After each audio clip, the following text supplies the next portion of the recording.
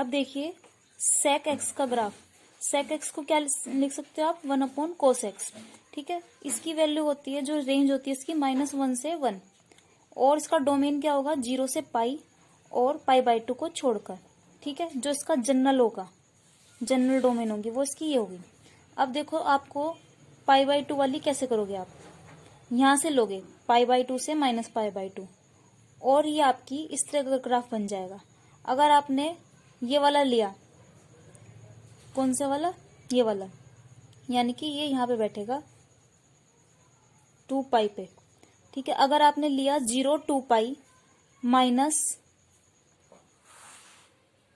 π/2, तब आपका ग्राफ ये वाला बनेगा। अगर आपने लिया 0 -2π -π/2, तब आपका ग्राफ ये वाला बनेगा। ओके, ये तो इसका था हॉरिजेंटल ग्राफ, अगर y equal to sec x है। अगर y equal to sec inverse x है तो इसका ग्राफ जो बनेगा वो इस तरह से बनेगा, वर्टिकल। ओके, इसके बाद आता है tan x का ग्राफ। tan x की जो रेंज होती है वो r होती है, और इसके जो कोडोमेन होगा वो tan इनवर्स r π/2 से π/2 -π/2 से π/2 होगा, और जो इसका ग्राफ बनेगा वो इस तरह से बनेगा, इस तरह से। देखिए ये -π/2 है और ये π/2, -π/2 से π/2 के बीच में लाई करेगा ग्राफ, ऐसे।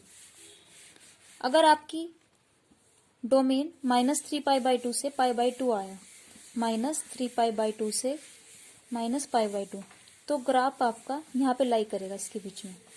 ओके, अगर आपका रेंज, आपकी जो डोमेन है वो π/2 से 3π/2 है, तो आपका जो ग्राफ है वो इस तरह से बनेगा।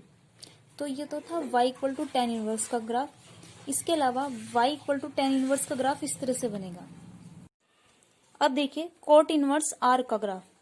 कोट इनवर्स की जो रेंज है वो r है, और जो कोडोमेन है जनरल वाला वो 0 to π है। इसका ग्राफ ऐसे बनेगा 0 to π वाला, या फिर ये हो सकती है कोडोमेन π to 2π, या फिर -π से 0, तब इसका ग्राफ इस तरह से बनेगा। ये हॉरिजेंटल ग्राफ है और ये वर्टिकल ग्राफ है। ये y equal to tan x का है ग्राफ, और ये y equal to cot inverse x का ग्राफ है। तो यहाँ पे कुछ इनवर्स के मुख्य मान दे रखे हैं, प्रिंसिपल वैल्यू इनकी। साइन की जो रेंज है वो -1 से 1, और जो डोमेन है वो -π/2 से π/2। कोस की जो रेंज है वो -1 से 1, और जो डोमेन है वो 0 to π। कोसेक इनवर्स की जो रेंज है वो -1 और 1 को छोड़कर है, और जो इसका कोडोमेन होगा वो -π/2 से π/2, 0 को छोड़कर। ओके, इसी तरह से सेक का 0 to π होगी π/2 को छोड़कर। tan इनवर्स की रेंज r, रियल नंबर मतलब, और डोमेन -π/2 π/2। कोट की रेंज रियल नंबर और डोमेन 0 to π। ठीक है, तो ये आपको 6 जो प्रिंसिपल वैल्यू है ये आपको याद रखनी है। इनका यूज आपका क्वेश्चंस में होगा। ये जो ऊपर है ये कोई ग्राफ नहीं है।